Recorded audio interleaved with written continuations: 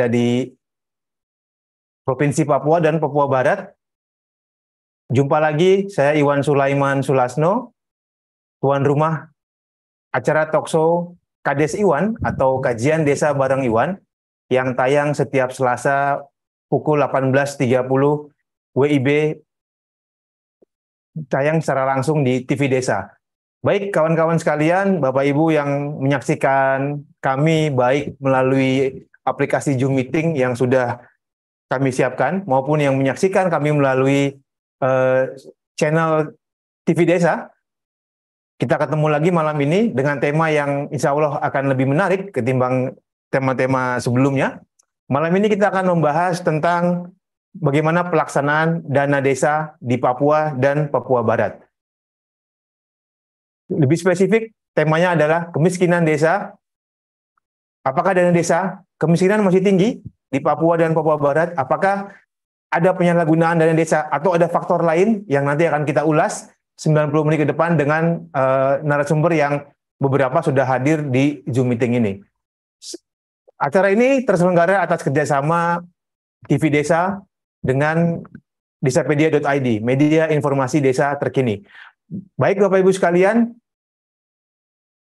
sejak ada Undang-Undang Desa, Undang-Undang Nomor 6 tahun 2014, memang dana desa sesungguhnya telah menjadi tulang punggung bagi sumber daya atau pembiayaan pemerintahan desa, pembangunan desa, pemberdayaan desa, dan pembinaan kemasyarakatan desa. Meskipun ada 7 sumber keuangan desa lainnya, sebagaimana diatur di Undang-Undang Desa, tetapi memang dana desa ini jumlahnya cukup signifikan, cukup besar untuk membiayai keempat hal yang tadi saya sebutkan yang diamanatkan dalam Undang-Undang Desa.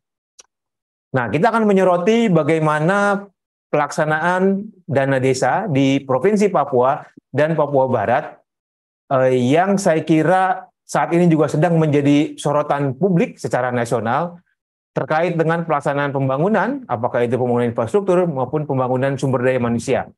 Ada beberapa isu strategis memang yang kita bisa soroti, yang nanti bisa dikonfirmasi oleh para narasumber, misalnya soal kondisi geografis, masih banyak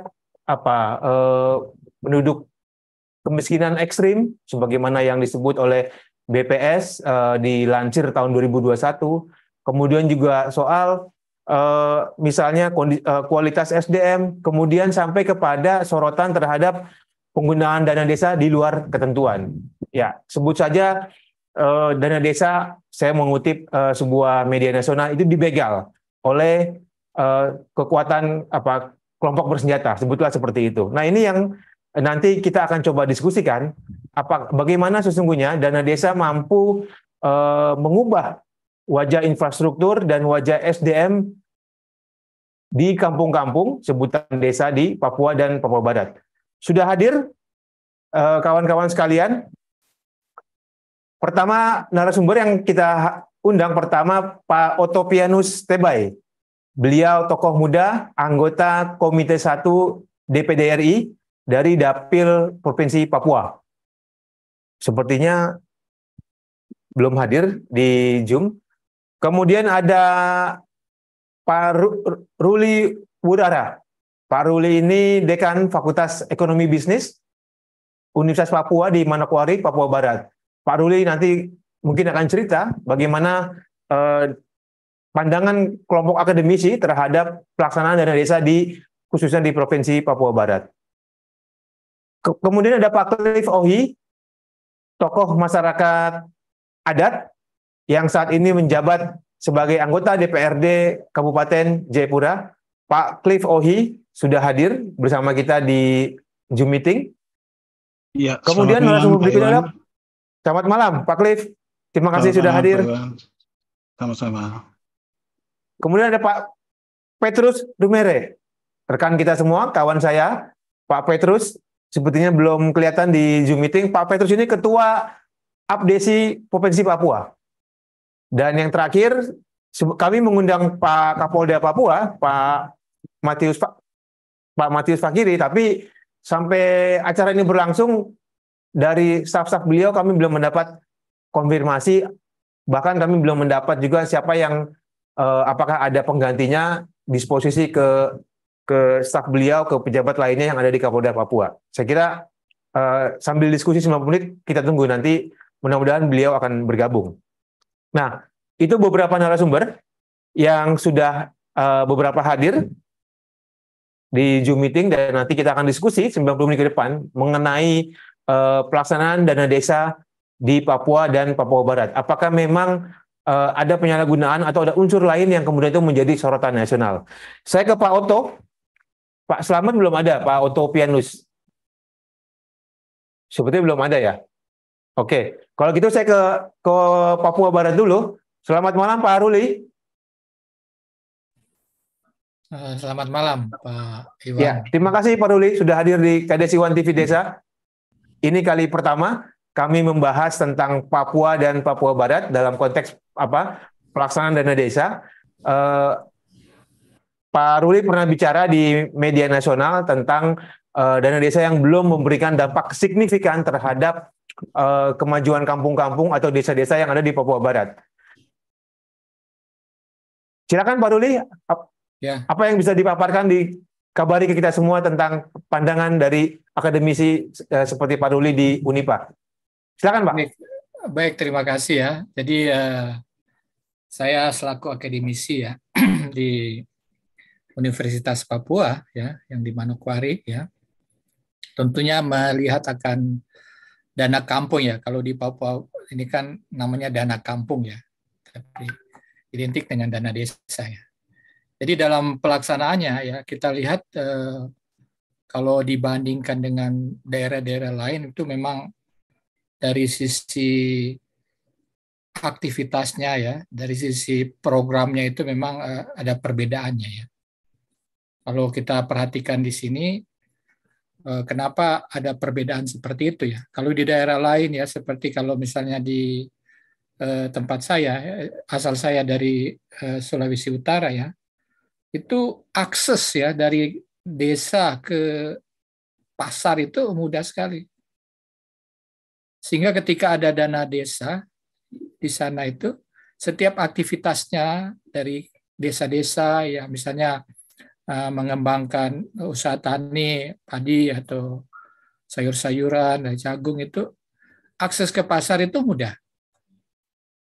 Nah kalau di Papua Barat, nah ini kalau mau dorong itu penggunaan dana desa untuk supaya aktivitas ekonominya itu cepat. Nah ini masalahnya akses ke pasar itu ya. Yang susah ya. Katakanlah kalau saya kemarin baru ke Pegaf ya, ke daerah pegunungan ya. Di sana kampung-kampung mereka potensial pertanian, misalnya sayur-sayur ya, wortel, kentang ya, sayur kubis itu semuanya tersedia di sana. Tetapi petani ya atau masyarakat di sana melakukan aktivitas itu hanya terbatas saja. Saya sempat tanya kenapa skala usahanya kecil. Mereka katakan kalau banyak siapa yang mau beli. Nah itu jadi tantangan kan? Kalau sudah surplus, pasarnya kemana? Mau ke Manokwari, transportnya susah ya. Mereka harus biasa kalau transport dari Pegaf itu kan Pegunungan Arfak di kota Angge itu mereka menggunakan kendaraan Hilux ya. Kalau di Jawa itu ya kendaraan-kendaraan yang sudah ya termasuk kelas. Kalau di sini pakai transportasi dan itu pun ya tidak seimbang dengan masyarakat yang ada di pegunungan itu. Jadi kalau mereka mau ada kelebihan, ada surplus produksi ketika mau jual itu tidak seimbang dengan akses transportasi. Itulah sebabnya ya pada beberapa tempat itu mereka cenderung kepada pemanfaatan dana kampung itu untuk infrastruktur. Itu mudah kan? Mereka bangun parit ya, bangun jalan ya. Rapikan kampungnya, itu pertanggungjawaban mudah. Dan saya lihat itu kan tidak menggerakkan tidak secara langsung menggerakkan perekonomian mereka.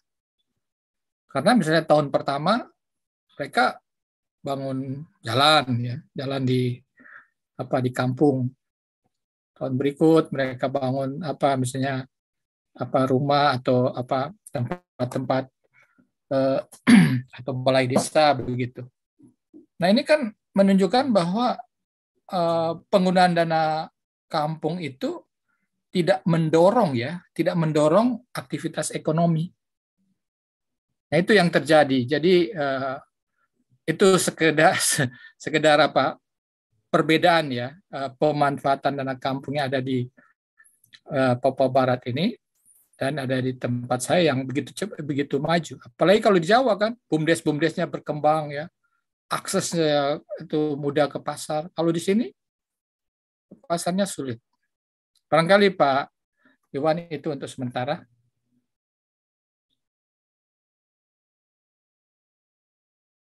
Baik, Pak Ruli, Dekan Fakultas Ekonomi dan Bisnis Unipa di Manokwari, Papua Barat. Saya kira ada problem akses sehingga itu dana desa kemudian lebih banyak digunakan untuk membangun infrastruktur karena itu jauh lebih mudah dilakukan oleh kawan-kawan kepala kampung atau desa di Papua Barat. Tetapi memang itu kemudian tidak secara langsung mampu menggerakkan perekonomian. Nah, apakah ada faktor lain, Pak Ruli, yang terjadi di Papua Barat selain memang tadi akses misalnya kalau soal penyerapan itu memang rata-rata setiap tahun kampung-kampung di Papua Barat itu nyaris 100% penyerapan dana desa, dana kampung yang ada. Tahun ini sebut saja rata-rata kan 890 juta ya kurang lebih per kampung atau per desa. Tapi apa solusi yang harus diberikan usulan Pak Ruli kepada pemerintah Indonesia, kepada pemerintah pusat untuk memastikan dana desa itu mampu menggerakkan ekonomi di Papua Barat selain tadi problem akses gitu. Nah, apakah terkait formula perhitungan dana desa atau ada faktor lain? Gimana Pak Ruli? Apa tawaran solusinya? Baik, Pak Iwan ya. Jadi kalau menurut saya ya, kalau saya lihat data ya, aktivitas penduduk ya, akses ke masing-masing kampung yang sangat yang tidak sama ya. Untuk yang di Manokwari ya aksesnya ya mudah ya, mereka ke pasar ya. Sedangkan di pegunungan ya sulit aksesnya ya. Nah, ini barangkali di dalam pemanfaatan dana kampung kalau usul saya itu jangan disamaratakan ya. Indonesia satu sama programnya begini. Kalau menurut saya seperti itu, karena kan ini kan dana kampung, dana desa kan berlaku secara nasional. Bupatinya adalah bendaharanya, kemudian langsung ke masing-masing kepala kampung ya. Nah, ini kalau saya melihat ya, ada beberapa penelitian dari mahasiswa saya itu dari aspek manajemennya itu bagus, pelaksanaannya ya, sampai pertanggungjawabannya bagusnya. Kemudian dari impact-nya itu yang tidak kelihatan ya. Malah kalau kita lihat penduduk miskin di Papua Barat itu ya tetap jalan di tempat kalau secara rata-rata ya. Malah terjadi gap ya kalau kita lihat Gini rasionya makin lebar ya. Jadi yang bergerak di sektor-sektor industri ya, manfaat yang didapatkan lebih tinggi ya dibandingkan dengan penduduk yang ada di bawah ya, yang mendapatkan alokasi dana kampung itu. Nah, kemudian apa solusinya yang harus yang harus dilakukan oleh pemerintah ya? Tadi pertama saya katakan itu jangan disamaratakan ya. Jadi programnya itu harus betul-betul ya menggerakkan perekonomian ya. Oke, kalau misalnya satu daerah itu betul dia surplus ya, tentu jangan mereka atau masyarakat yang menjual ya hasil-hasil atau surplus produksinya. Tetapi dari pemerintah daerah itu harus menyediakan ya suatu lembaga ya, katakanlah badan usaha ya. Badan usaha yang menjamin surplus produksinya itu. Misalkan badan usaha BUMD ya, itu kan ada penyertaan modal daripada pemerintah daerah ya. Jadi masyarakat tahu produk-produknya itu ditampung oleh BUMD dan BUMD yang akan mendistribusikan ya. Kalau misalnya seperti saya produk-produk yang tidak tahan lama ya mungkin dari BUMD bisa distribusikan ke hotel-hotel ya, atau ada pasar-pasar yang tradisional yang ada. Tapi kalau produk-produk yang misalnya bisa tahan lama seperti di sini ada kakao ya. Kakao itu ya bisa difasilitasi oleh pemerintah daerah ya untuk pemasaran ya seperti itu. Bahkan ya pemerintah daerah lewat badan usaha kan ya. Badan usaha milik daerah. Dan bahkan mendorong supaya produk-produk itu, surplus produk itu harus dibuat produk turunan ya. Seperti ini kalau di Manokwari Selatan kan pisang ya, itu produk turunan banyak ya, ubi ya. Kita lihat produk-produk turunan dari Jawa itu banyak masuk ke Manokwari. Kenapa kalau itu tidak dibuat produk-produk turunan ya, sehingga akan memberikan nilai tambah kepada penduduk yang ada, masyarakat melakukan aktivitas. Karena di sini saya lihat itu masyarakat itu cost transportation-nya itu yang share-nya besar ya terhadap suatu aktivitas ekonomi. Apalagi sekarang dengan naiknya BBM ya, mau tidak mau ya mereka akan mengeluarkan ya biaya yang lebih besar. Tetapi kalau misalnya masyarakat tetap standby di tempat dan ada satu lembaga yang menjemput produk-produknya, saya pikir perekonomian yang ada di masing-masing kampung itu akan berkembang. Karena apalagi sekarang kalau pemerintah ada subsidi untuk transportasi. Nah, kenapa tidak digunakan saja transportasi itu untuk menjemput ya produk-produk yang ada di kampung-kampung ya. Ya resiko kan itu pasti pemerintah yang akan tanggung. Tapi ini kan selama ini ketika terjadi surplus ya tidak bisa laku di pasaran, yaitu menjadi tanggung jawab dari petani sendiri. Akhirnya mereka, waduh, kemarin sudah surplus katakanlah cabai, tapi banyak cabai yang busuk seperti itu, atau tomat seperti itulah. Jadi sekali lagi ya barangkali ada suatu lembaga yang bisa memfasilitasi ya akan produk-produk yang dihasilkan. Kemudian juga harus dilihat dari masing-masing kampung itu dia keunggulan apa ya, keunggulan kompetitifnya apa ya, kemudian itu yang didorong. Jangan sampai ketika harga cabai naik semua masuk ke nanam cabai ya. Jadi ada spesifikasi produksi untuk masing-masing kampung dan badan usaha ini yang sudah tahu persis ya kapan dia akan mengangkut ya produk-produk yang ada di yang dihasilkan oleh masyarakat itu. Jadi barangkali begitu Pak Iwan. Terima kasih. Baik Pak Ruli, Dekan Fakultas Ekonomi dan Bisnis Unipa Manokwari. Saya kira ada dua usulan konkret yang saya kira ini juga saya yakin akan diamini oleh desa-desa di provinsi lain di seluruh Indonesia. Satu soal formulasi perhitungan dana desa yang jangan disamaratakan. Saya kira ini sebuah tuntutan yang terus digaungkan setiap tahun memang oleh para pegiat desa terkait dengan formulasi perhitungan dana desa yang bersumber dari APBN itu memang cenderung disamaratakan kalau kita lihat dari regulasinya. Yang kedua nih yang menarik bahwa perlu ada sinergi atau lembaga lain, sebutlah tadi Pak Ruli menyebut BUMD atau pemerintah kabupaten yang bisa bersinergis dengan BUMDes atau BUM kampung misalnya untuk memastikan bahwa produk-produk unggulan di setiap kampung di Papua Barat itu kemudian terjual atau nyampe ke tangan para pembeli dan bisa membantu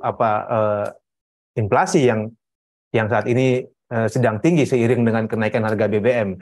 Saya kira itu Pak Ruli yang bisa disampaikan yang nanti kita coba akan konfirmasi bersama lewat sesi tanya jawab setelah ini. Baik, terima kasih Pak Ruli. Nanti kita akan kembali dengan Pak Ruli lagi setelah sesi tanya jawab. Saya ke Pak Cliff. Pak Cliff, selamat malam. Pak Iwan, selamat malam. Terima kasih sudah hadir. Jarang-jarang memang KDS Iwan TV Desa ini mengundang anggota DPRD.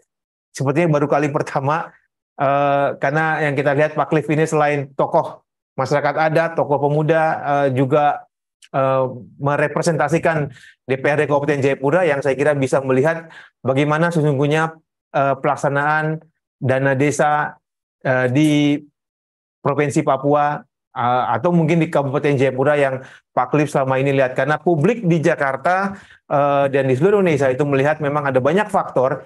Saya kira sama tadi Pak Ruli sudah sampaikan soal faktor infrastruktur, akses transportasi dan sebagainya, kemudian soal SDM, saya kira itu juga muncul di publik soal tata kelola dana desa di Papua dan faktor-faktor lain yang saya kira terkait dengan faktor politik dan faktor keamanan.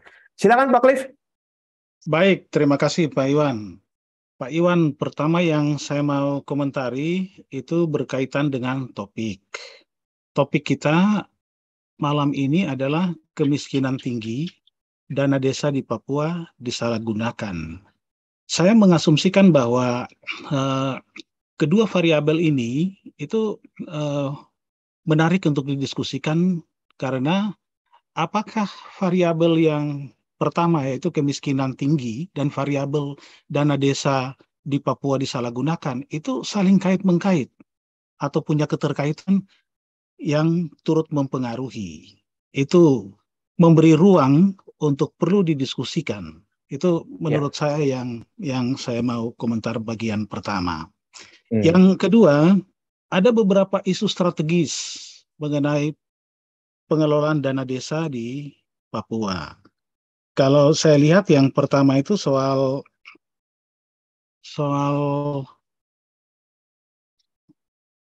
formula penghitungan dana desa. Iya. Formula penghitungan dana desa yang saya ketahui adalah 10% dana perimbangan ya yang diterima masing-masing daerah itu dikurangi DAK. Nah, itu yang saya ketahui. Sehingga ada juga formula pembagiannya. Pembagiannya itu berdasarkan persentase seperti indikator jumlah penduduk, angka kemiskinan, luas wilayah, dan kesulitan geografis. Itu menjadi indikator yang ikut menentukan besaran dana yang diterima oleh masing-masing desa atau kampung di Papua. Yang berikut saya masuk ke gejolak politik dan keamanan. Ini juga salah satu faktor yang ikut mempengaruhi penyelenggaraan pemerintahan dan pembangunan di Papua pada umumnya.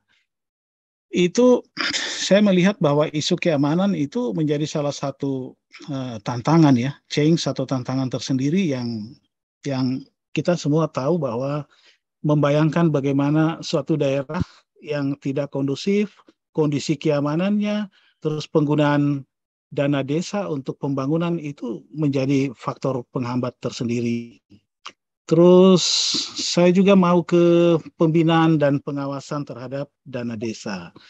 Kalau sejauh ini pengamatan saya bahwa pembinaan itu masih relatif kurang dilakukan oleh supradesa seperti kecamatan atau distrik kalau di Papua dan juga di tingkat kabupaten. Bagaimana melakukan peran-peran pembinaan dan pengawasan terhadap desa.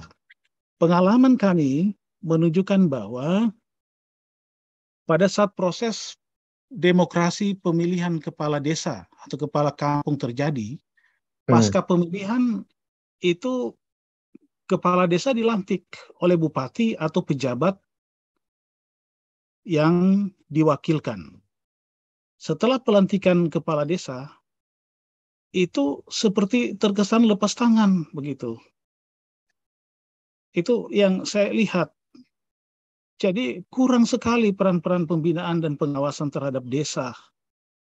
Jadi kita lihat pasca pemilihan, pelantikan, memberikan SK, udah. goodbye dan bertemu di 6 tahun kemudian setelah pemilihan lagi. Itu saya temukan di banyak kampung, di beberapa kampung yang pernah saya datangi, bukan cuma di Kabupaten Jayapura. Jadi kita tahu bahwa faktor SDM itu salah satu faktor yang sangat penting untuk ikut mempengaruhi berhasil tidaknya pembangunan di suatu wilayah atau di desa. Seperti misalkan dari sisi administrasi, syarat menjadi kepala desa itu minimal atau sekurang-kurangnya itu berijazah SLTA. Setelah terpilih jadi kepala kampung, kepala desa dan aparat desa itu kurang dibekali seperti capacity building atau BIMTEK atau pelatihan-pelatihan yang berkaitan dengan tupoksi, perencanaan penganggaran, termasuk juga pelaporan dan sebagainya. Tetapi itu tidak berimbang dengan kewenangan yang besar yang diturunkan langsung ke desa. Contoh seperti dana desa. Jadi kapasitas atau kualitas SDM itu juga turut mempengaruhi berhasil atau tidaknya dana desa. Itu menurut pendapat saya.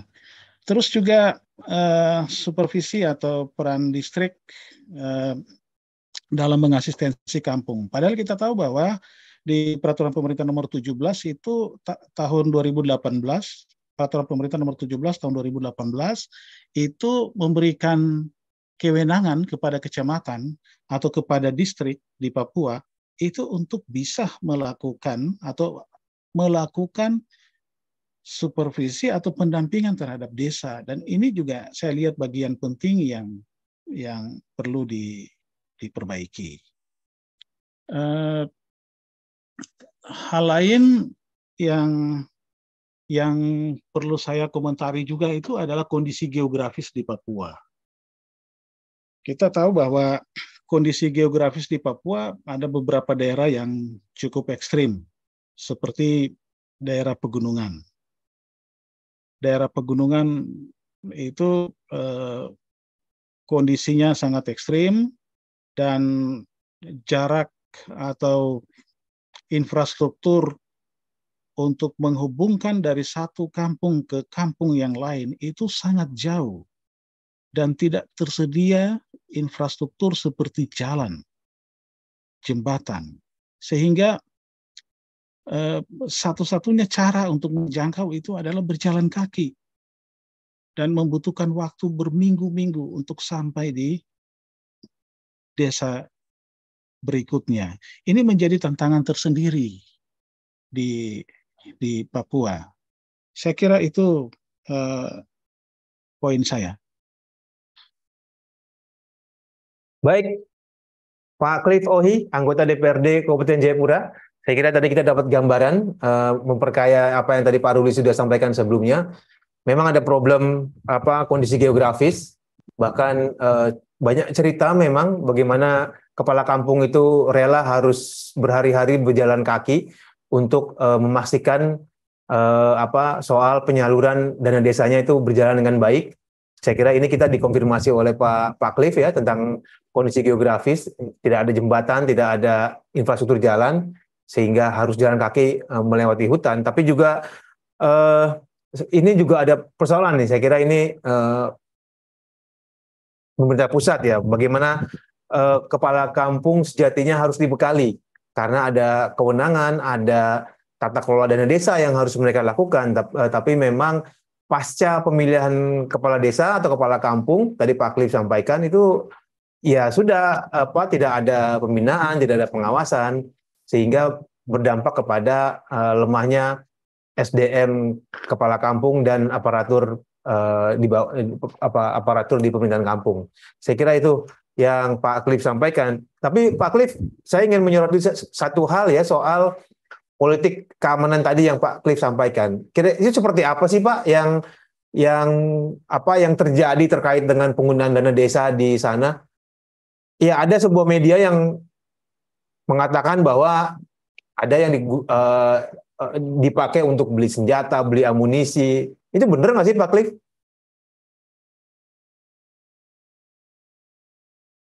Iya, Pak Iwan, saya ingin katakan bahwa eh, kalau dana desa itu dipakai untuk beli amunisi, beli senjata, kami dengar, tapi saya tidak tahu kepastiannya karena saya tidak pernah tahu secara pasti ya.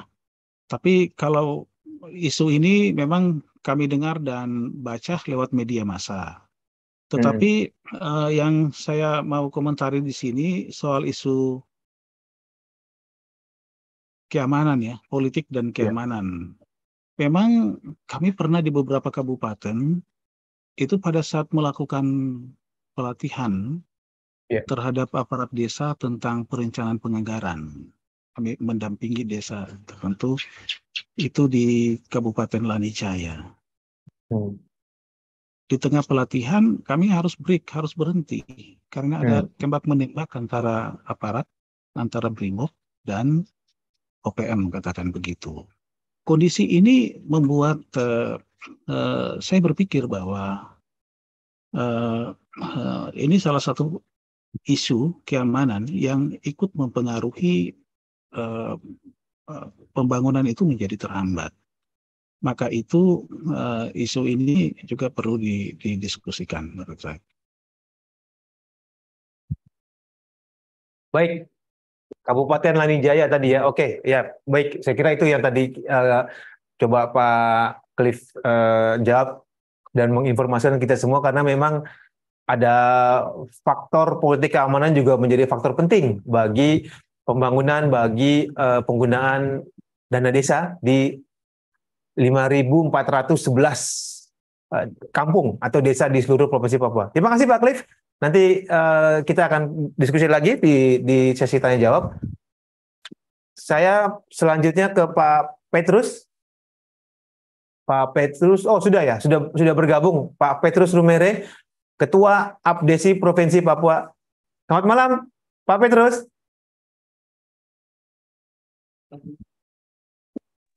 Selamat Ya, malam, di Mas unmute Iwan. Pak. Ya, lama Ya, nggak ketemu ini. Assalamualaikum. Waalaikumsalam. Salam sehat Pak Petrus. Sehat. Ya, ya baik. Terima kasih untuk Ya, kesempatan ini. tadi sudah menyimak sampaikan Pak Cliff ya, Pak Ruli. Ya. Bagaimana APDESI melihatnya Pak Petrus soal tadi kemiskinan di satu sisi masih tinggi, tapi apakah memang ada penyalahgunaan dana desa atau memang ada faktor lain yang tadi sudah disampaikan oleh Pak Cliff, Pak Ruli? Silakan Pak Petrus. Ya, baik, terima kasih.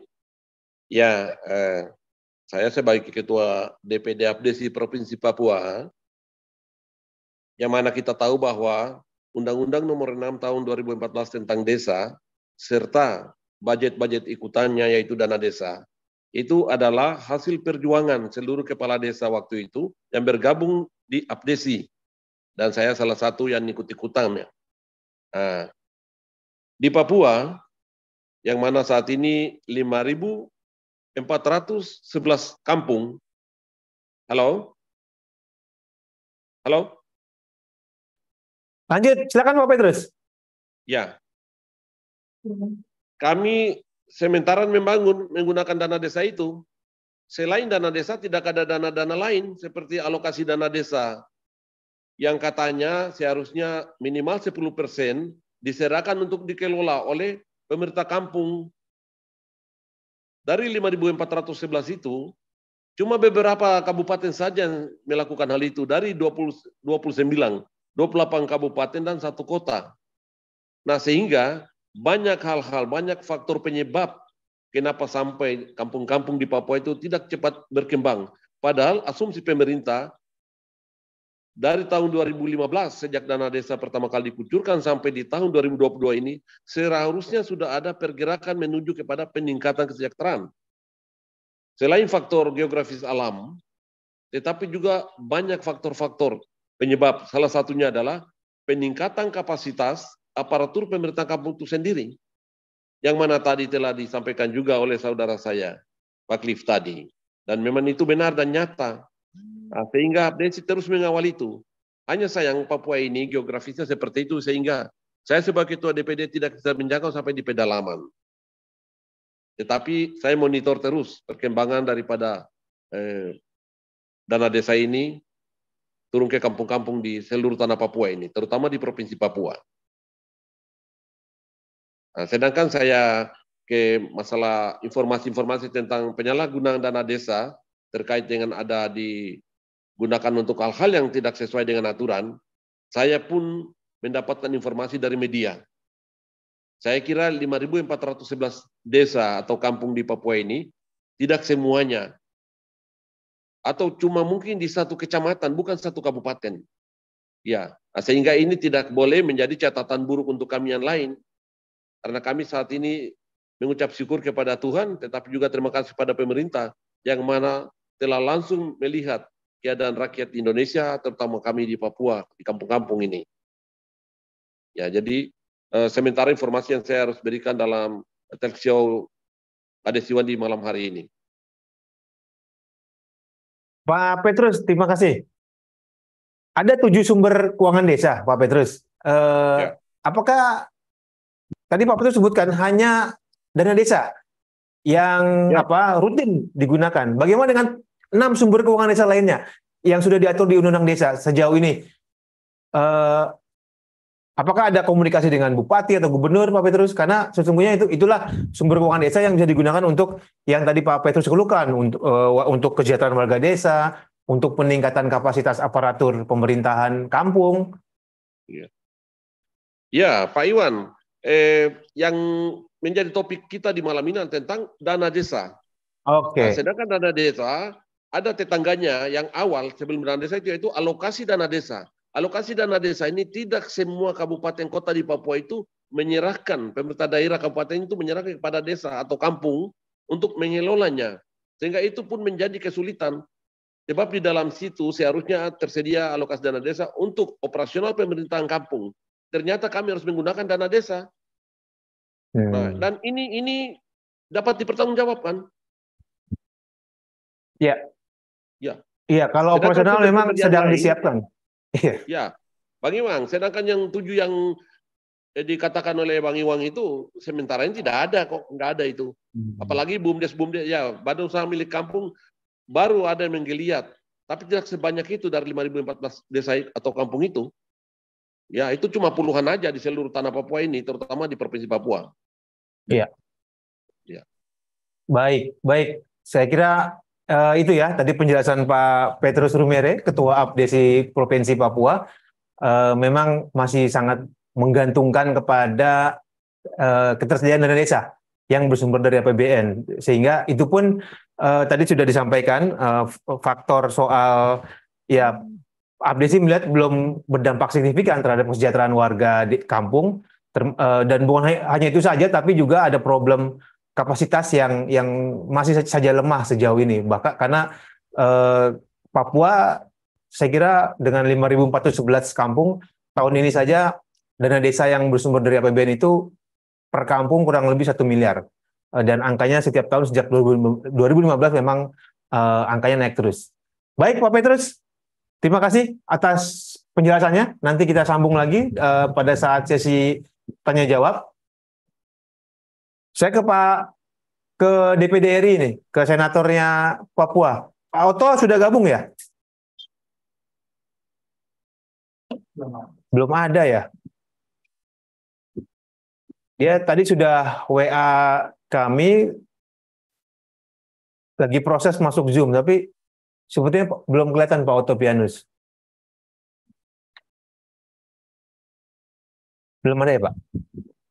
Oke. Baik, kalau Pak Oto belum ada, kita diskusi dulu. Saya buka sesi tanya jawab dulu kepada kawan-kawan yang hadir. Ada 24 yang hadir di Zoom meeting. Kemudian ada sekitar berapa yang di YouTube ini? Iya. Ada 100 lebih yang menyaksikan, ada 100 lebih pemirsa yang menyaksikan kita di Zoom di channel TV Desa di YouTube. Silakan, ada pertanyaan Bapak Ibu?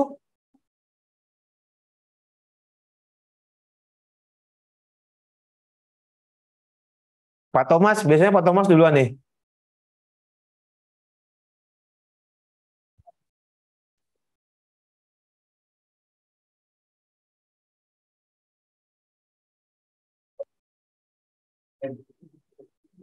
Ada pertanyaan?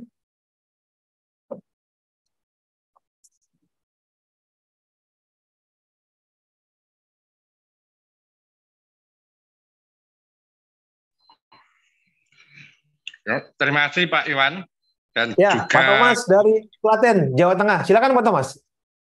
ya siap Pak. Selamat malam Pak Iwan dan juga untuk Pak Ruli, Pak Cliff, Pak Petrus.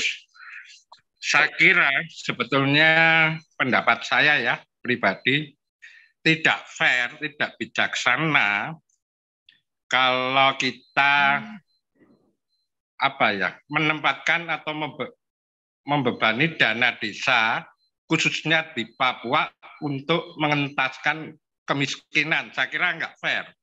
Mengingat kompleksitas di Papua itu jauh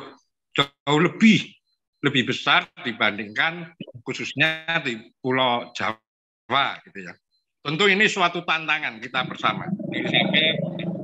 Ini kemiskinan tanggung jawab bersama. Yang pertama saya pendapat dengan Pak Ruli itu salah satu gagasan saya itu intinya bagaimana rakyat atau warga desa itu memproduksi, menciptakan, tapi hasilnya itu diserap oleh Pemda. Pemda biasanya kan mempunyai badan usaha milik desa. Nah, di situ Pemda yang menyerap. Saya kira terlalu berat warga desa menciptakan, malah cocok tanam, menanam sayur, nanti masih dibebankan memasarkan sayur, itu saya kira luar biasa sekali. Butuh SDM, faktor-faktor lain yang harus dipenuhi. Saya kira sangat susah lah. Itu harusnya jemput oleh Pemda kalau memang Pemda ingin mensejahterakan warga desanya. Yang kedua apa yang dikatakan Pak Cliff tadi itu ternyata tidak hanya di Papua Pak Cliff. Saya kira di Jawa juga sama, hampir sama. Jadi setelah Pilkades itu kelihatannya Pemda ya jarang melakukan pembinaan, kalau sifatnya pun hanya menggugurkan formalitas. Jadi lebih BIMTEK-nya itu lebih ke administrasi, tapi substansi dari kegiatan di dalam APBDes itu kelihatannya jarang dikritisi. Apakah program-programnya ini memang bisa untuk mencapai tujuan dari dana desa, setelah meningkatkan kesejahteraan dan meningkatkan kualitas SDM. Itu saya jarang melihat di sini peran Dispermades itu mengkritisi program yang dibangun oleh desa, masing-masing desa itu saya jarang. Seringkali Pemda itu hanya mengejar-ngejar. Ini kapan desa mengajukan ajuan, kapan realisasinya sudah sejauh mana. Jadi Pemda Kabupaten itu hanya sekedar administrasi, tapi kualitas dari program itu masih jauh dilihat oleh Pemda. Nah, maka saya juga berharap Pemda itu lebih kreatif, lebih inovatif, bukan hanya administrasi. Kalau bagi saya itu administrasi itu sangat kecil lah. Justru tantangannya bagaimana meningkatkan mutu program itu sendiri. Sebetulnya dengan melihat program pembangunan di APBDes, saya sudah bisa menebak, oh ini nggak akan meningkatkan kesejahteraan, mungkin meningkatkan kesejahteraan pihak-pihak tertentu. Jadi kalau warga saya yakin nggak susah lah. Buktinya apa? Jumlah DTKS di desa hampir selama 7 tahun nggak pernah berkurang Pak Iwan. Ya. Mama di desa itu, desa A, jumlah KK yang masuk di DTKS itu katakanlah 600 KK, itu logikanya tiap tahun harus berkurang. Kalau programnya tepat. Tapi nyatanya jumlah KK yang miskin itu masih 600. Kalau saya jadi kepala desa, saya punya target. tiap tahun ada pengurangan 50 KK harus saya entaskan. Sehingga nanti selama masa periode, katakanlah 6 tahun, ada 300 KK yang saya entaskan. Itu artinya saya sebagai kepala desa, saya berhasil menentukan 300 KK. Nah, bagaimana caranya? Ajak masyarakat. Jadi kepala desa harusnya bisa melibatkan berbagai pihak, bukan hanya masyarakat, tapi perusahaan, lembaga-lembaga yang lain di sekitar, itu diajak. Sehingga kemiskinan menjadi tanggung jawab kita bersama. Terima kasih Pak Iwan. Baik, terima kasih Pak Thomas Sutana. Pak Thomas ini pendamping lokal desa di Kabupaten Klaten, Jawa Tengah. Saya kira penting tadi poin pertama beliau bahwa kemiskinan ekstrim itu memang tidak fair kalau dibebankan sepenuhnya ke dana desa, tetapi kita tahu bersama ada dana otonomi khusus, ada dana otsus, ada dana transfer lainnya saya kira yang juga digunakan untuk mengatasi kemiskinan di Papua dan Papua Barat. Bahkan ada dana tambahan infrastruktur ya, ada DTI yang juga itu bersumber dari APBN juga untuk memastikan akses infrastruktur itu terbangun di sana sehingga bisa berdampak pada kesejahteraan warga kampung atau warga desa. Tapi nanti saya ingin dengar respon dari ketiga narasumber. Yang lain mungkin masih ada yang ingin bertanya atau memberikan pernyataan, silakan.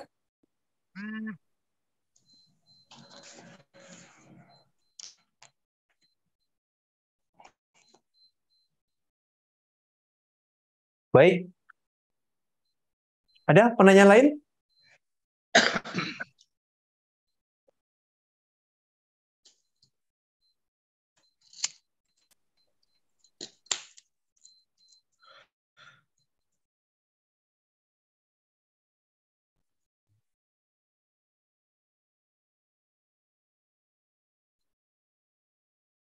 Diskusi kita malam ini juga dihadiri oleh rekan-rekan kita dari beberapa kementerian ya yang hadir. Terima kasih sudah hadir dari Kementerian Desa, dari Kementerian Keuangan, dari Kementerian Dalam Negeri juga ada yang hadir, rekan-rekan kita semua. Saya berharap nanti mungkin bisa ikut rembuk di forum talkshow malam ini, memberikan pernyataannya atau komentarnya. Kami masih tunggu nanti sambil diskusi ini berjalan. Baik, saya berikan lagi forum ini ke narasumber. Saya ke Pak Ruli dulu, baru nanti kemudian ke Pak Cliff dan Pak Petrus. Silakan Pak Ruli. Oke, jadi kalau kita lihat ya diskusi kita pada malam hari ini kan, kalau saya di kampus ini kan ada program Merdeka Belajar ya. Nah itu kan dimungkinkan untuk menjadi atau menugaskan mahasiswa untuk menjadi pendamping di kampung-kampungnya. Apalagi sekarang kami di Universitas Papua ini kan ada beberapa kampung yang menjadi kampung binaan. Artinya binaan itu semua aspek ya, bagaimana mendorong supaya aktivitas ekonomi di kampung itu bisa berjalan dengan baik ya. Jadi dari sisi administrasinya kita dampingi ya. Dan itu merupakan suatu program yang diwajibkan oleh Kementerian Pendidikan, Kebudayaan dan Dikti itu untuk setiap universitas ya atau fakultas memiliki kampung binaan atau desa binaan. Nah ini barangkali karena kita kan di universitas kan terbatas ya, apalagi dari sisi pembiayaan. Ini barangkali untuk mengatasi hal yang tadi itu ya, perlu untuk setiap kampung-kampung itu mendapatkan apalagi kampung-kampung yang akses ekonominya yang di bawah itu untuk mendapatkan pendampingan ya dari universitas ya. Paling tidak kriteria kampung-kampung yang memberikan kontribusi kemiskinan yang tinggi itu menjadi suatu kewajiban ya untuk menjadi atau dijadikan sebagai kampung binaannya. Dan tentu itu kan tidak mudah ya, perlu ada barangkali ada kerjasama dengan pemerintah daerah ya, harus dituangkan ya dalam SPK ya, sehingga akselerasi perekonomian di kampung-kampung yang memberikan kontribusi tingkat kemiskinan yang tinggi itu bisa ditekan ya, karena semua aspek itu kan didampingi ya, sehingga dari program mulai dari hulu ke hilir ya, dari hulu ke hilir, sehingga ke pasar itu sudah jelas ya ketika dari universitas mengembangkan satu kampung itu sebagai kampung, katakanlah kampung wortel, maka wortel itu harus menjadi suatu produk unggulan di kampung itu. Pernah dari Universitas Papua juga mengembangkan kampung bawang merah ya, tapi itu sudah lama ya. Itu produk bawang merah itu kan jadi bagus. Tapi kan ini hanya program-program dadakan ya. Nah, dengan adanya kurikulum Merdeka Belajar ini memungkinkan ya untuk antar kementerian, mungkin kementerian pendidikan, kebudayaan, pendidikan tinggi itu dengan kementerian desa, kementerian dalam negeri, kementerian keuangan untuk kolaborasi ya, sehingga dari aspek pembiayaan dari universitas itu tersedia. Karena kan akses pembiayaan kita kan ya paling kan pendidikan, penelitian, pengabdian ya. Tapi kalau sudah ada kerjasama ya dari antar kementerian, yaitu fokusnya kemana? Ke katakanlah tadi kampung-kampung yang penyumbang kemiskinan yang tinggi. Itu barangkali menjadi prioritas utama. Kemudian yang kedua yang sedang ya. Ya, ini ya barangkali yang perlu dilakukan ya, sehingga antar kementerian itu ya betul-betul saling terintegrasi ya. Kan cuma barangkali kementerian desa hanya untuk dananya ya, kementerian dalam negeri hanya untuk pembinaan ya. Jadi itu kan lepas ya. Tapi kalau sudah terintegrasi, sudah tahu persis sumber pendanaannya dari mana. Kalau dari dana kampung itu sudah jelas-jelas untuk menggerakkan perekonomian, mungkin dari pendampingan itu harus ada yang ke universitas ya, untuk bisa menjalankan itu. Seperti sekarang kan kalau kita lihat mahasiswa ikut program Merdeka Belajar, ya mereka kan lamar di akunnya di Kementerian Pendidikan Tinggi ya, kemudian mereka diterima, kemudian mereka leluasa ya kemana yang akan mereka ditempatkan itu, dan itu dibiayai dari kementerian. Nah itu juga sama seperti ini ya, kalau seperti kita lihat dipetakan ya kan, kalau dipetakan kampung-kampung yang ekstrim penyumbang atau yang memberikan kontribusi penduduk miskin, itu harus dipetakan dulu. Sehingga sudah jelas bahwa ketika ada program Merdeka Belajar ini, satu semester saja mahasiswa ditempatkan di situ, mereka akan dorong aktivitas perekonomian. Ya, seperti di Universitas Papua kan ada Fakultas Pertanian, ya, Peternakan, Perikanan, Ekonomi, ya, Teknologi Pertanian, ya, Informatika. Jadi diintegrasikan semua ya. Sehingga akan dibuat suatu sistem ya. Sistem yang betul-betul ya aktivitas perekonomian di kampung itu bisa bergerak. Apalagi sekarang era digital kan. Ya. Teman-teman yang dari Fakultas Informatika mereka akan buat suatu sistem sehingga pelaporannya itu akan cepat ya. Jadi hal-hal seperti itu barangkali perlu dipikirkan ke depan ya. Sehingga jangan hanya seperti sekarang ada direncanakan program di setiap kampung, tapi hanya program saya, tapi sasarannya itu tidak tersentuh sama sekali ya. Apalagi di sini kalau misalnya dilepas begitu saja kan, penduduk sini kan kurang ya. Kalau terjadi surplus produksi, wah itu kan tidak seimbang dengan permintaan. Akhirnya harga jatuh. Ya itu yang mengakibatkan ya petani-petani yang dari pedalaman, yang dari pegunungan, yang aksesnya ke kota itu sulit, ya mereka tidak lagi memiliki kemauan untuk menggerakkan sumber pendapatan dari sektor pertanian. Akhirnya ya apa saja yang mereka tanam di halaman itu saja ya. Yang penting ya sudah memenuhi, karena kan sudah ada pengalaman, wah ini sudah surplus, terjadi seperti itu ya. Jadi barangkali untuk kedepannya ya Pak Iwan ya, perlu terintegrasi ya antar kementerian ini, sehingga juga bisa mengakomodir ada program Merdeka Belajar ini ya. Leluasa kan satu mahasiswa dapat 20 SKS, dia 1 semester di kampung, berikut juga begitu, jadi akan berlanjut terus kan, mahasiswa bertambah setiap tahun. Jadi mereka akan ambil, kan yang ikut program Merdeka Belajar kan semester 5, semester 7 ya. Bahkan mereka bisa lakukan langsung dengan riset di sana.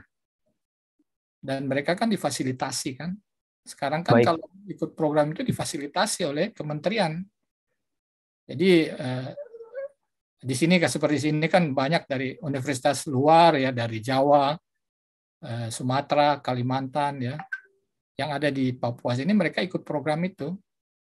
Nah kalau di sini sini kan bisa saja kita langsung fokus ke kampung-kampung ya. Yang penting dari kementerian ini sudah terintegrasi dan programnya itu jelas-jelas bisa memenuhi ya SKS 20 SKS yang ada ya. Saya pikir itu Pak Iwan ke depan. Terima kasih. Baik. Terima kasih Pak Ruli. Saya kira poin pertama tadi bagaimana pendampingan terhadap desa atau kampung yang katakanlah kemiskinan ekstrim masih tinggi, warga miskinnya masih tinggi, itu harus lebih diintensifkan.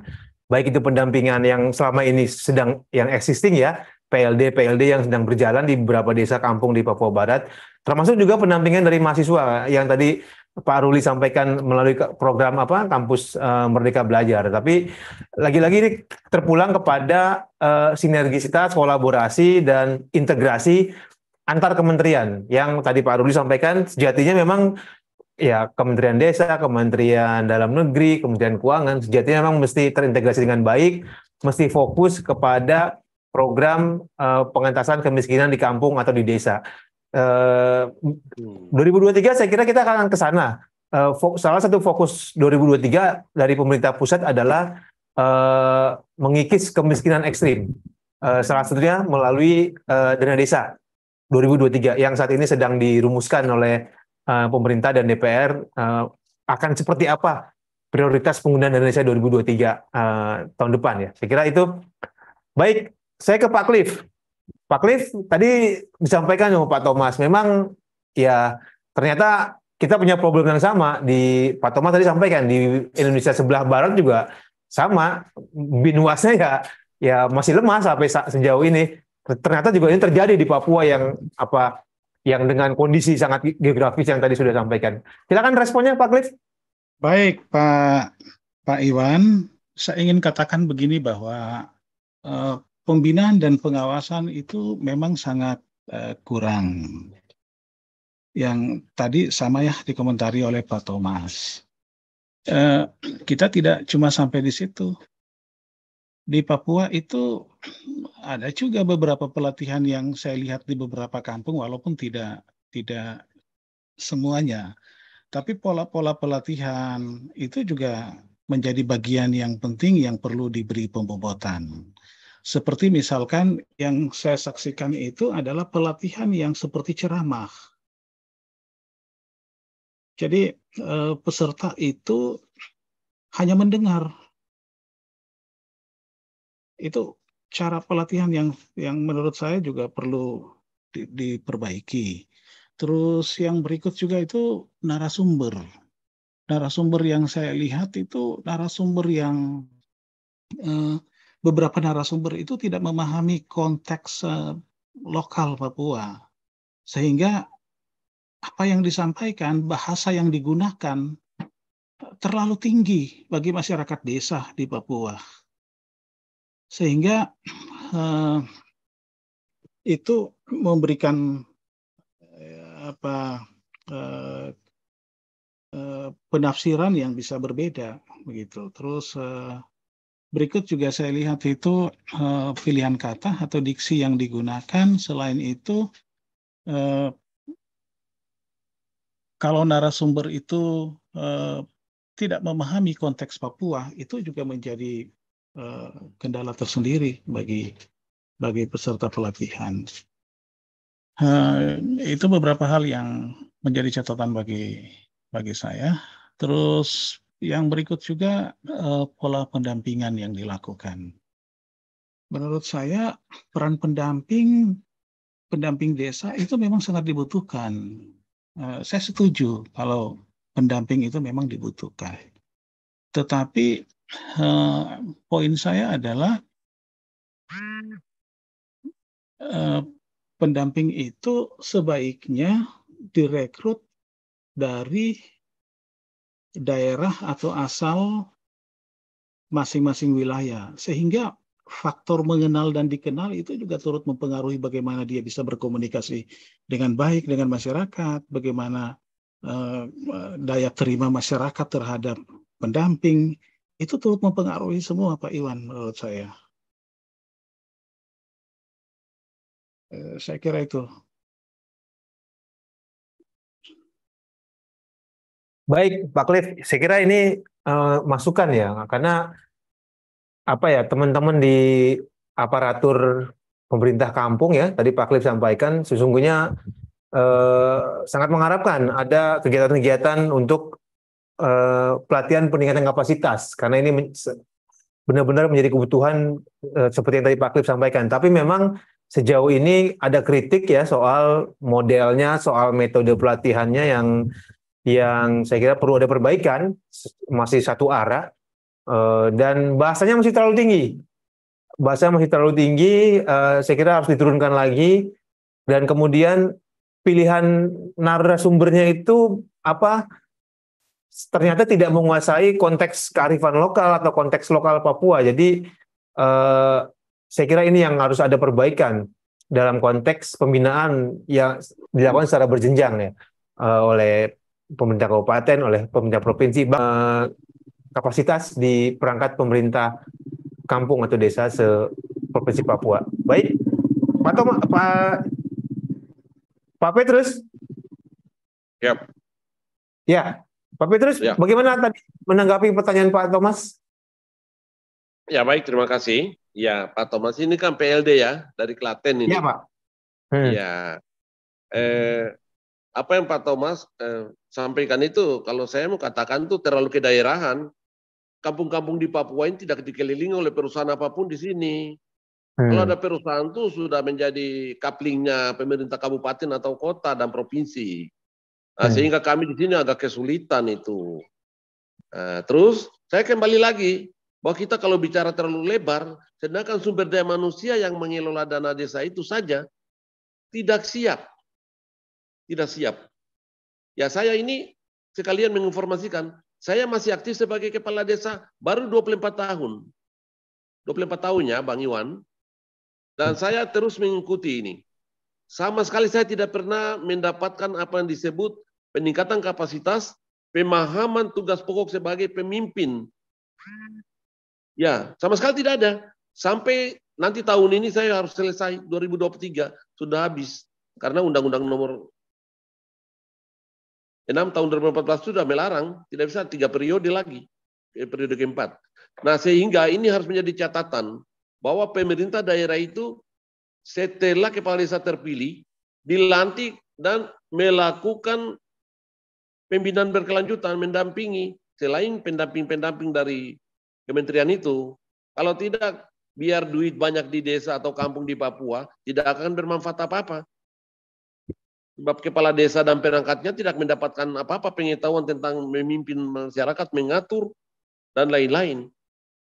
Kalau pendamping-pendamping itu seperti Pak Thomas tadi, pendamping lokal itu ada, tapi mereka mau mendampingi apa? Ya. Jadi ini menjadi PR kita bersama. Ya, sementara begitu dulu. Pak Petrus, Pak Ketua. Siap. Saya sekalian nanya, bagaimana peran pendamping lokal desa PLD di Papua terkait penggunaan dana desa sejauh ini? Yang Abdesi Papua lihat sejauh ini seperti apa peran PLD, Pak Ketua? Ya, pendamping lokal kampung atau pendamping distrik di Provinsi Papua, mereka lebih banyak mendampingi, mengajarkan bagaimana kepala kampung dan perangkat itu memahami tata kelola keuangan negara. Tetapi kami tidak mendapatkan porsi yang satu. Sebagai kepala desa dan perangkat harus memahami tugas pelayanan secara keseluruhan. Tata pemerintahan bagaimana. Sehingga ada sinergitas dalam pemahaman itu. Nah, di situ kami sangat kurang sekali. Nah, sedangkan yang tadi, kami cuma diajarkan untuk bagaimana menyusung anggaran pendapatan dan belanja desa atau kampung itu, terus bagaimana melaporkannya secara berkala sesuai dengan tahapan pencairan, dan terakhir melaporkan dalam 1 tahun anggaran itu. Itu aja. Sedangkan pemahaman lain sama sekali tidak ada. Tidak ada itu. Ya. Baik. Terima kasih informasinya Pak Petrus. Ya. Baik, ada sekitar 200 peserta nih yang menyaksikan kita di YouTube di saluran YouTube TV Desa, dan ada sekitar 24 yang di Zoom meeting. Oh ya, Pak Thomas mau menanggapi, Pak. Pak Thomas, singkat ya, Pak Thomas. Udah angkat tangan nih. Ya, Pak Iwan. Ya, silakan Pak Thomas. Sedikit menanggapi dari Pak Petrus ya. Memang secara umum pendamping lokal desa dan pendamping desa tingkat kecamatan itu lebih banyak ke urusan administrasi. Dan saya yakin kalau para pendamping itu fokusnya di tata kelola, desa nggak akan makmur. Maka saya secara inisiatif pribadi, saya keluar dari itu, mainstream itu. Saya membangun kelompok-kelompok pemberdayaan warga desa dengan saya mencari sumber pembiayaan sendiri saya dari teman-teman dan sebagainya. Desa malah tidak membantu sama sekali loh Pak Iwan.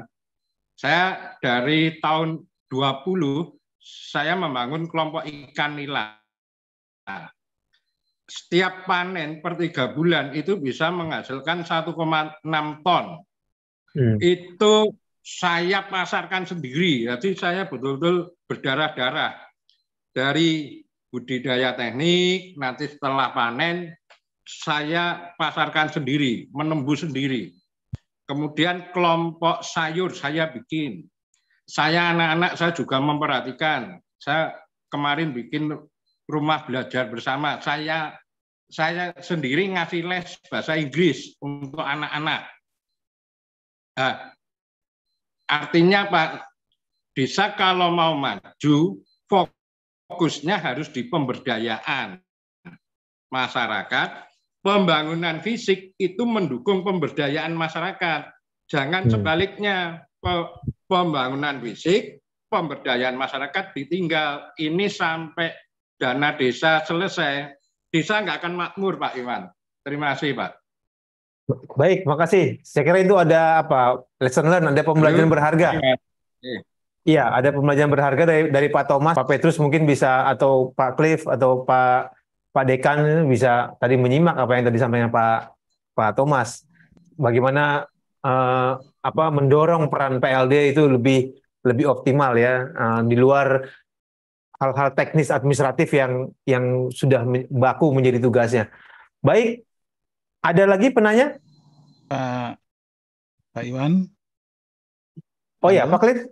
Iya, Pak Iwan, kalau menurut saya pendamping itu pengertiannya orang yang melakukan peran pendampingan. Sehingga posisi pendamping sebetulnya ada di samping dari aparatur pemerintah desa, bukan di depan. Menurut saya bicara konteks Papua ya. Tapi fakta di Papua, peran pendamping itu selalu di depan. Saya mengkritisi bagian ini. Saya ulangi, ini konteks di Papua. Mungkin berbeda dengan di luar Papua. Kita bisa lihat salah satu roh dari dana desa itu adalah menciptakan kemandirian, pemberdayaan. Kita bisa lihat sejak dana desa tahun 2015 sampai 2022, artinya ada 7 tahun. Mengapa desa belum berdaya? Dari sisi administrasi misalkan, atau pelaporan. Sampai hari ini, pelaporan dana desa itu masih dikerjakan oleh pendamping desa loh. Bukan oleh aparat desa. Berarti tidak ada transfer knowledge dari pendamping kepada aparat desa. Masa soal-soal administrasi, soal kritik saya terhadap peran pendamping. Terima kasih Pak Iwan. Baik, makasih. Tidak ada transfer knowledge. Saya kira ini catatan. Bagaimana PLD sejatinya harusnya melakukan transfer knowledge terhadap kepala kampung dan aparatur pindah kampung. Baik, belum ada penanya lagi dari sekitar 200 yang menyaksikan kita di YouTube TV Desa.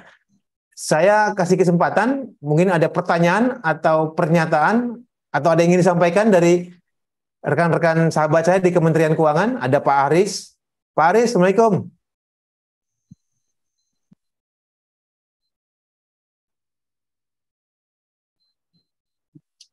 Oke.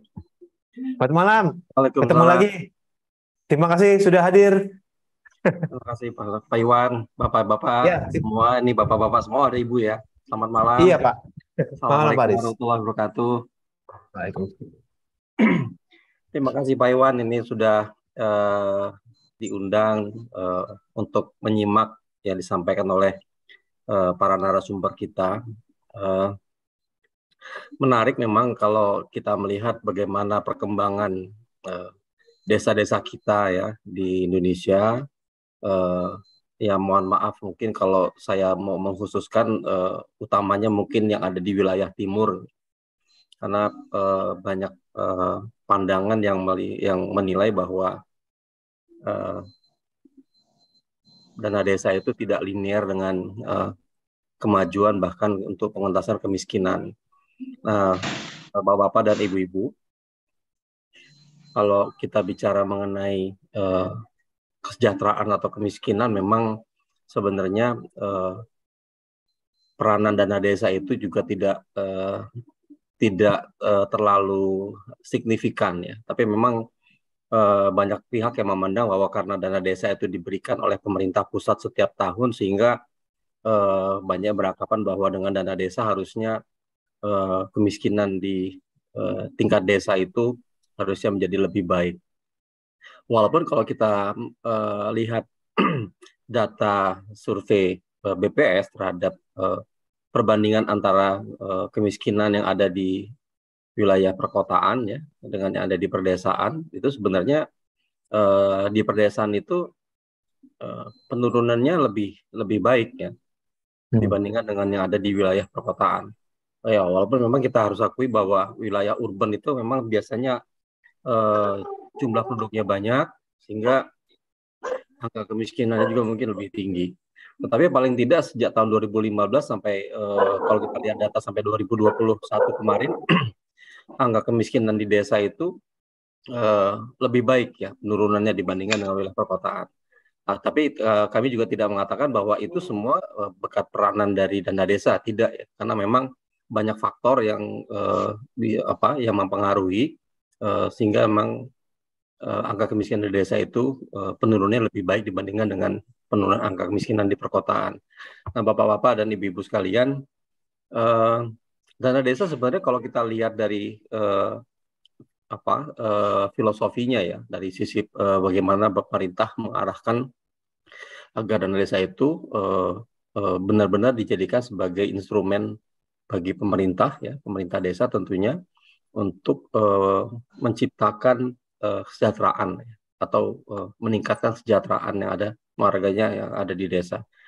Nah, itu kenapa kalau kita lihat di dalam peraturan yang ada sekarang, terutama di peraturan pemerintah, dana desa itu diperuntukkan hanya untuk 2 saja, Bapak Ibu, yaitu prioritasnya. Tadi saya sebenarnya sependapat tadi yang disampaikan oleh Pak Thomas ya.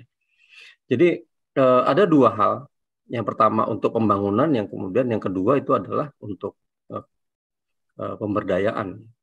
Jadi memang harusnya itu yang menjadi prioritas. Tetapi memang kalau kita lihat Bapak Ibu sekalian, perkembangannya sekarang kepala desa atau kepala kampung kita itu lebih memilih menggunakan dana desanya untuk infrastruktur, ya, untuk pembangunan lah ya. Bahkan ada banyak pemerintah desa gitu yang selalu menuntut supaya dana desanya bisa dipakai untuk membangun kantor desa dan sebagainya. Yang kalau menurut hemat kami sebenarnya tingkat kebutuhannya mungkin jauh lebih rendah dibandingkan dengan untuk pemberdayaan kepada masyarakatnya ya, karena pemberdayaan itu sebenarnya yang bisa benar-benar mengangkat ekonomi masyarakatnya. Nah kemudian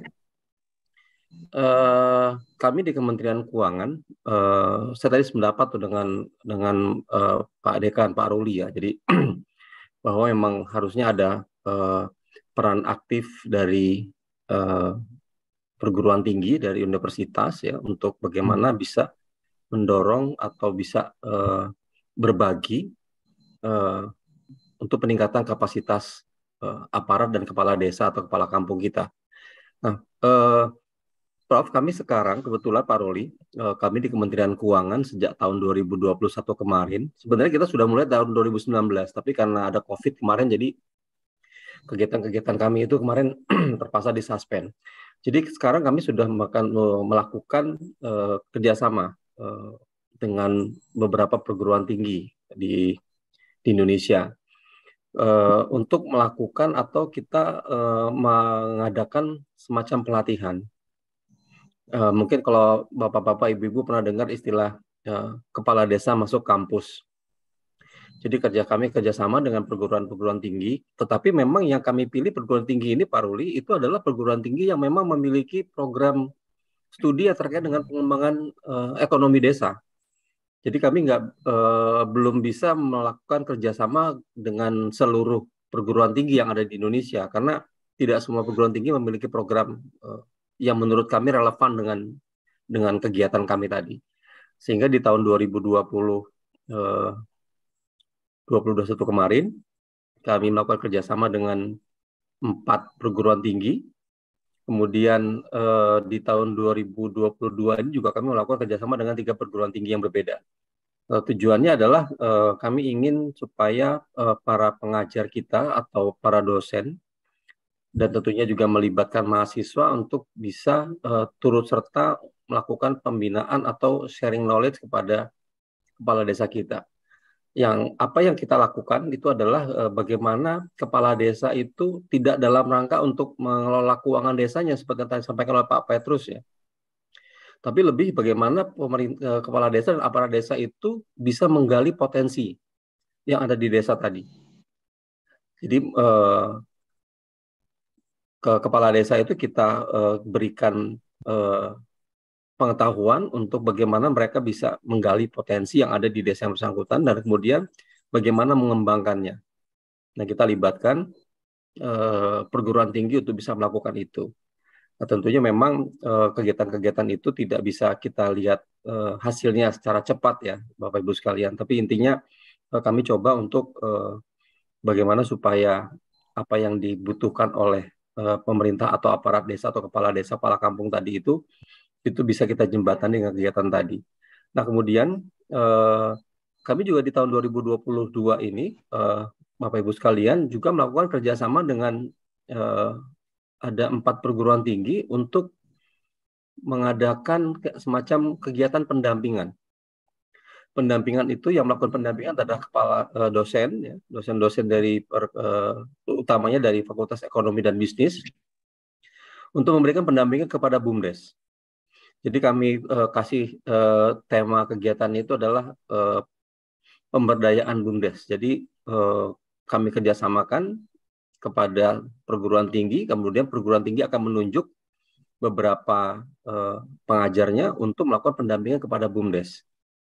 Tujuannya adalah supaya BUMDes-BUMDes tadi itu memang bisa benar-benar produktif, ya, bisa benar-benar menopang kegiatan ekonomi, bukan hanya sebagai PADes bagi desa yang bersangkutan, tapi juga kami harapkan itu bisa menjadi kutub pertumbuhan untuk ekonomi masyarakat, terutama UMKM. Nah, di tahun 2022 ini kami sudah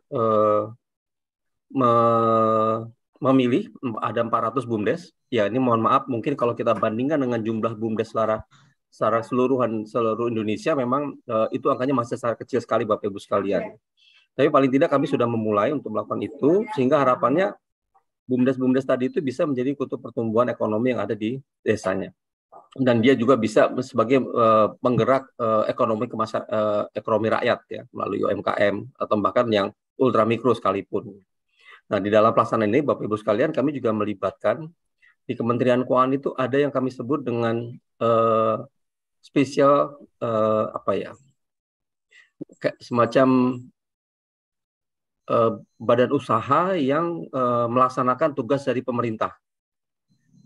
Nah, itu ada kemarin kami sudah melibatkan setidaknya ada 3 SMV yang kami libatkan, ada BLU Pusat Investasi Pemerintah, kemudian juga ada Lembaga Pembiayaan Ekonomi Ekspor Indonesia (LPEI), atau dulu kita kenal dengan Bank Exim, ya, Exim Bank Indonesia, Indonesian Exim Bank. Kemudian juga ada dari Sarana Multi Financial Gria Financial atau SMF. Nah, kami harapkan dari 3 SMP tadi itu, Bapak Ibu sekalian, mereka kebetulan masing-masing SMP memiliki program. Kayak misalnya LPI, dia punya program desa devisa. Desa devisa itu nanti akan mengembangkan desa-desa yang memiliki potensi komoditas yang berkualitas ekspor, itu bisa didorong oleh LPI untuk menjadi komoditi ekspor. Nah, itu sudah dilakukan oleh LPI. Dan kemudian juga BLU PIP itu juga memberikan fasilitas untuk menjadikan BUMDes sebagai linkage untuk menyalurkan dana pembiayaan ultramikro atau UMKM. 1 menit lagi, Pak Aris, maaf. Ya, oke. Kemudian SMF itu kami menyediakan fasilitas untuk pendanaan desa-desa wisata untuk mendirikan homestay. Nah, itu yang kami lakukan, sehingga harapannya memang ini bisa mendorong atau bisa membantu desa dan BUMDes kita untuk bisa mengembangkan ekonomi yang ada di skala desa. Nah, di tahun 2023 tentunya kita akan melakukan hal yang sama juga, Bapak Ibu sekalian. Nah, harapannya memang kami akan meluaskan cakupannya sampai ke wilayah timur, ya. Tentunya tadi yang kami jadikan sebagai parameter adalah universitas yang memiliki program studi yang berkaitan dengan pengembangan desa dan pengembangan ekonomi desa. Itu Bapak Ibu sekalian sekedar informasi, dan saya sangat menghargai apa yang tadi disampaikan oleh Bapak Ibu sekalian. Tapi kembali lagi peran pemerintah di dalam. Pak Aris, ya, mungkin bisa direspon singkat terkait dana desa 2023. Apa rencana kebijakan Kemenkeu khususnya buat Papua dan Papua Barat? Oke. Itu sebenarnya next point, tapi nggak apa-apa, kita lompat aja ya. Lompat. Oke, waktunya nggak cukup, ya, mohon maaf. Iya. Ya, ini Bapak-bapak narasumber, saya mohon maaf ya, sebenarnya Pak Iwan itu tidak menjadikan saya sebagai narasumber, tapi saya simpati karena beliau termasuk yang sering mengadakan acara seperti ini. Jadi Bapak Ibu sekalian, sekedar informasi, jadi memang untuk 2023 dana desa itu masih tetap prioritasnya adalah terhadap beberapa hal. Yang pertama yang menjadi catatan Bapak Presiden itu adalah untuk masalah ketahanan pangan dan hewani. Karena itu yang yang kita hadapi sekarang ya, dengan adanya geopolitik dan lain sebagainya, kemudian ada kenaikan harga bahan bakar dan sebagainya, itu yang menyebabkan akhirnya masalah ketahanan pangan atau krisis pangan itu perlu ditangani juga termasuk melalui dana desa. Kemudian juga yang isu yang mungkin ditunggu-tunggu oleh kepala desa atau kepala kampung itu adalah dana desa juga sebagian bisa digunakan untuk operasional pemerintah desa, ya, atau sebagai dana operasional. Kemudian juga untuk kemiskinan ekstrim. Nah, Bapak Ibu sekalian, kemiskinan ekstrim ini kalau di tahun 2022 ini kan targetnya hanya di 212 pemerintah kabupaten kota. Tetapi di tahun 2023 itu sudah mencakup kepada seluruh pemerintah kabupaten kota. Ada 515. Nah, tentunya Bapak Ibu sekalian, desa adalah bagian dari pemerintah kabupaten kota yang kebetulan tidak semua kota ya, tapi paling tidak sekarang ini ada 434 pemerintah kabupaten kota yang menerima dana desa. Nah, tentunya dana desa di 434 kabupaten kota ini juga akan diarahkan penggunaannya untuk pengentasan kemiskinan ekstrim tadi. Pemerintah memiliki beberapa program sebenarnya Bapak Ibu sekalian untuk pengentasan kemiskinan ekstrim, tetapi yang menjadi salah satu instrumen yang digunakan adalah dana desa. Jadi di tahun 2023 kita masih meneruskan program perlindungan sosial melalui dana desa atau kita sebut dengan BLT desa. Nah, mungkin sisanya tetap yang menjadi prioritas pemerintah desa tentunya Bapak Ibu sekalian. Jadi teman-teman kepala kampung atau kepala desa tidak perlu terlalu khawatir ya, karena masih ada ruang bagi kepala kampung atau kepala desa untuk mengembangkan local wisdom atau untuk mendanai local wisdom atau mungkin janji-janji politik dan sebagainya yang pernah dilakukan oleh pada saat pilkades melalui dana desa tadi. Tapi tetap dia mengacu kepada arah kebijakan tetap oleh pemerintah. Mungkin dalam waktu dekat kami juga akan segera menerbitkan peraturan Menteri Keuangan ya, untuk menentukan berapa dana desa per desa untuk 2023, karena hari ini kita sudah mendapat persetujuan untuk pembicaraan tingkat 1 APBN, dan di hari Kamis besok pemerintah bersama DPR sudah melakukan paripurna untuk pengesahan APBN 2023. Mungkin informasinya itu Bapak Ibu sekalian. Sekali lagi kami masih tetap, pemerintah masih tetap mengandalkan dana desa utamanya untuk ketahanan pangan, kemudian juga untuk kemiskinan ekstrim, dan juga satu lagi, ini yang menjadi catatan yang disampaikan berkali-kali oleh Pak Presiden dan bahkan Pak juga Wakil Presiden mengenai stunting. Nah, ini juga tetap menjadi fokus kita, teman Bapak Ibu sekalian ya. Jadi untuk penanganan stunting ya tentunya ini nanti akan disesuaikan dengan level desa.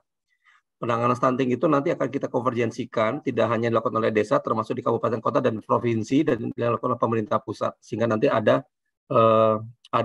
penyelarasan ya atau konvergensi semua kegiatan-kegiatan terkait dengan penanganan kemiskinan, kemudian juga untuk stunting dan juga untuk ketahanan pangan tadi. Mungkin itu informasinya Bapak-Bapak dan Ibu sekalian. Terima kasih Pak Iwan sudah diberikan waktu untuk menyampaikan kepada kita semua. Terima kasih, saya kembalikan. Baik, terima kasih Pak Aris dari Direktorat Jenderal Perimbangan Keuangan Kementerian Keuangan Kemenkeu Republik Indonesia. Saya kira ini akhir dari diskusi kita malam ini, talkshow kita malam ini tentang dana desa di Papua, bahwa memang kalau bicara penyalahgunaan, tadi Pak Petrus sudah sampaikan, itu hanya terjadi di satu kecamatan. Tetapi ada faktor lain, kenapa kemiskinan di Papua dan Papua Barat itu masih tinggi, meskipun ada dana desa. Faktor lain saya kira tadi cukup banyak, infrastruktur, akses, geografis, kemudian formulasi perhitungan dana desa yang sejatinya tidak disamaratakan, sampai kepada masih rendahnya kualitas SDM pengelola dana desa atau dana kampung di Papua dan Papua Barat. Terima kasih sekali lagi Pak Aris, Pak Cliff, Pak Petrus, dan Pak Dekan, Pak Ruli. Terima kasih sudah hadir. Di sana sudah jam 10 malam ya, di Papua dan Papua Barat. Dan juga rekan-rekan, sekitar 200 orang lebih yang menyaksikan kami di YouTube channel TV Desa, dan juga yang hadir di Zoom meeting ini. Kita ketemu lagi Selasa yang akan datang dengan tema yang insya Allah lebih menarik. Selamat malam, salam sejahtera. Wabillahi taufiq ila aqwamit thoriq. Assalamualaikum warahmatullahi wabarakatuh.